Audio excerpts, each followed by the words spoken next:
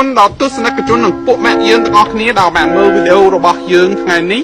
សូមកុំភ្លេច subscribe មិនជាពាក្យខ្មែរទេ បាទពាក្យ subscribe ជាពាក្យខ្មែរយើងយើងប្រកបជាភាសាខ្មែរសស្អឹក បសជង្ខជង្រោស្រអែណោះខ្ញុំសញ្ញា subscribe បាទពាក្យប៉ូឡេ subscribe នេះ subscribe ពាក្យបល័យណាពាក្យអង់គ្លេស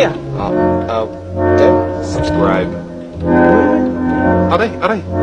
ពាក្យខ្មែរ ពាក្យអង់គ្លេសហ្នឹង ពាក្យប៉ូឡេ subscribe អូខេ អង់គ្លេស subscribe please subscribe ដល់វីដេអូរបស់យើងហ្នឹង ភាសាប៉ូឡេទេ ប៉ុន្តែបើសិនជាយើងបកប្រែពាក្យហ្នឹងទៅភាសាខ្មែរវិញគឺបកប្រែយ៉ាងម៉េច ហ្នឹងហើយមានថាយើង ជាប់ ជាប់ យើងចត់យើងចិត្តយើងចង់ទទួលខែមតិចយើងចង់ទទួលយើងរកសារតាខែ មានថាហ្នឹងហើយ ជាប់ មានថាយើងគឺជាសមាជិកក្រុមមិត្តម្យ៉ាងមែន យើងខ្លាយទៅជាសមាជិកនៃក្រុមមិត្តអញ្ចឹងសូមកុំភ្លេចភ្ជាប់នឹងវីដេអូរបស់យើងអរគុណ That doesn't make any sense. Sure it does. No, it doesn't.